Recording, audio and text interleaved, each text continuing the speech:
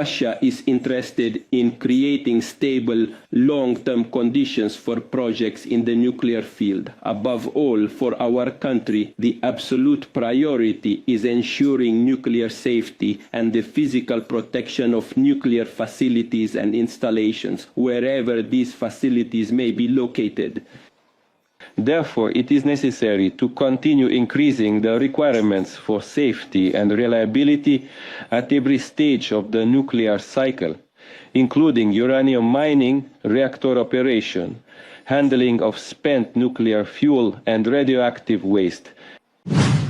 We are meeting within the framework of the Global Atomic Forum, and I am pleased to welcome here the heads of states, leaders of international organizations, and I hope that together we can specifically discuss the issues concerning the present and the future of the nuclear industry. Such dialogue is especially important in conditions where more and more countries and large companies see global nuclear energy as a crucial resource for long-term accelerated development. A consistent attitude is being formed in society towards nuclear energy as an environmentally friendly technology that opens up enormous opportunities. It is obvious that there are fundamental reasons for such a paradigm shift, and it's not just the reliable solutions on which advanced nuclear power units are built. There is something else important.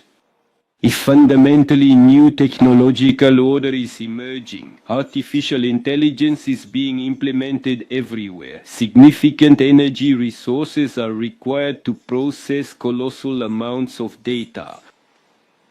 Thus, in just the current decade, electricity consumption by data centers will more than triple. I would like to note in this regard that Russia is already creating such modular data processing systems at its nuclear power plants, since nuclear plants are best at providing consistent and constant energy supply. Another significant factor in the surge of interest in nuclear energy is the demand for so-called green technologies, which minimize the impact on the environment and climate. And I repeat, the key source of clean low-carbon energy are nuclear power plants. They surpass other energy sources in terms of cost, environmental component, and the ability to provide stable energy capacity. As a result, by the middle of the century, according to Mr. Grossi's forecast, if I am not mistaken, according to the IAEA forecast, the total capacity of all nuclear power plants in the world may increase more than 2.5 times and reach almost 1,000 gigawatts. Moreover, the increase in demand for peaceful nuclear energy will be significantly driven by the global South and East, which strengthen their technological and industrial potential. We certainly support the desire for development and the use of peaceful nuclear energy for these purposes. It can be said with some pride that only Russia today possesses expertise in the entire technological chain of nuclear energy. And thanks to their safety and resistance to external impacts, nuclear power plants built with Russian design are the most in demand in the world. I will also add that we are developing projects for both land-based and floating small nuclear power plants. Just now, the head of Rosatom was telling us about this. Very soon, we will start producing them serially. The key to Russia's leadership is our principled approach. First, we strictly fulfill our contractual obligations. I want to emphasize this. We strictly fulfill everything, regardless of any political situation. Secondly, we reject the so-called technological colonialism, meaning we do not make our partners dependent on Russian technical solutions, but on the contrary, help them create their own sovereign national nuclear industry, including training personnel and forming a center of competencies. We actively involve local companies, provide assistance in operating power units. We ensure the supply of nuclear fuel and waste management. I will say more. We share experience and knowledge in the creation of other advanced industries of the 21st century. This includes nuclear medicine, digital systems, electric transport, new materials. As a result, we help our partners make a real leap in development, bring the economy to a new level of efficiency, and ultimately improve people's quality of life. All this is an important public social dimension of our work, a visible confirmation that equal access to technologies, including in the field of peaceful nuclear energy, can ensure dynamic yet fair and sustainable global development. Dear colleagues, we consider peaceful nuclear technology as a basis for broad international cooperation, for bringing countries closer together. Russia is interested in creating stable, long-term conditions for projects in the nuclear field. Above all, for our country, the absolute priority is ensuring nuclear safety and the physical protection of nuclear facilities and installations, wherever these facilities may be located. Therefore, it is necessary to continue increasing the requirements for safety and reliability at every stage of the nuclear cycle, including uranium mining, reactor operation, handling of spent nuclear fuel and radioactive waste. Moreover, regulation in this area must be adjusted to maintain a precisely calibrated balance between the development of peaceful nuclear energy and the strengthening of the nuclear non-proliferation regime. Next, it is obvious that the construction of nuclear power plants requires significant funds, and therefore the risks and benefits must be balanced among the main participants of such projects: states, investors, and consumers.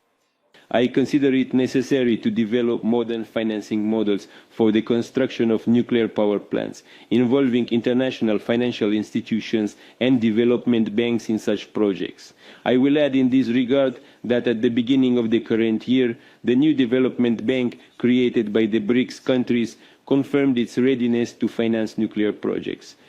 And at the end of last year, at Russia's initiative, a mechanism for coordinating the efforts of BRICS countries was created, a platform for nuclear energy. The most important issue is the resource provision for nuclear power plants for decades ahead. To use peaceful nuclear energy in the long term, fundamentally new, more efficient technologies are needed, and Russia is already working on creating such solutions. Right before the start of this session, with colleagues, before coming out here to the hall, we were sitting and exchanging opinions in an informal setting. And in this regard, I would also like to note that according to OECD estimates, all uranium resources will be completely depleted by the year 2090 under an optimistic scenario. This is approximately 8 million tons. However, in fact, this may happen as early as the 2060s. That is, it could all happen very quickly, right before our eyes.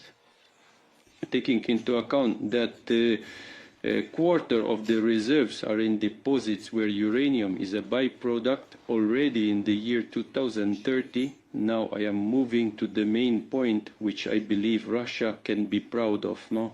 Because already in the year 2030, we in Russia, in the Tomsk region, plan to launch the world's first nuclear energy system with a closed fuel cycle. What does this mean? It is, in the full sense, a revolutionary development by domestic scientists and engineers.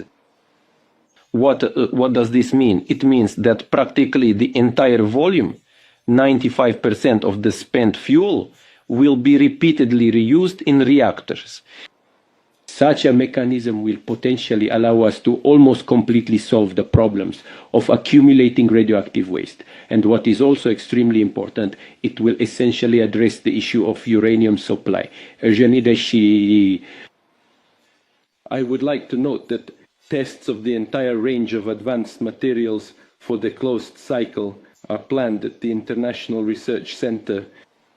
It is being formed in the Ulyanovsk region in Russia, and we invite scientists from different countries to collaborate in the development of technologies that, without any exaggeration, open a new era in nuclear energy.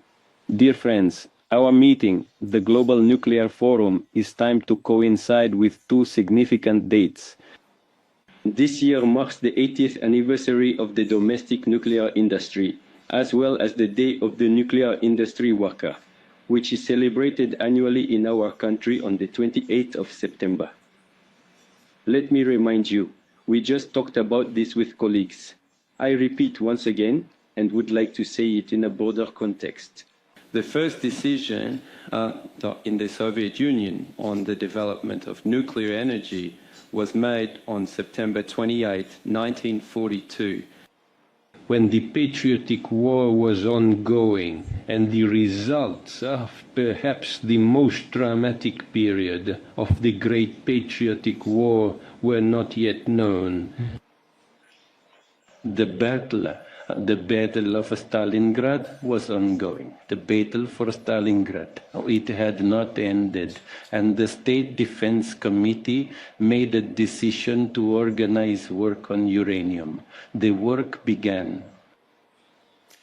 I would like to sincerely congratulate you on the anniversary of the industry and the upcoming professional holiday of Russian nuclear workers, scientists, industry veterans, and of course, the forum guests.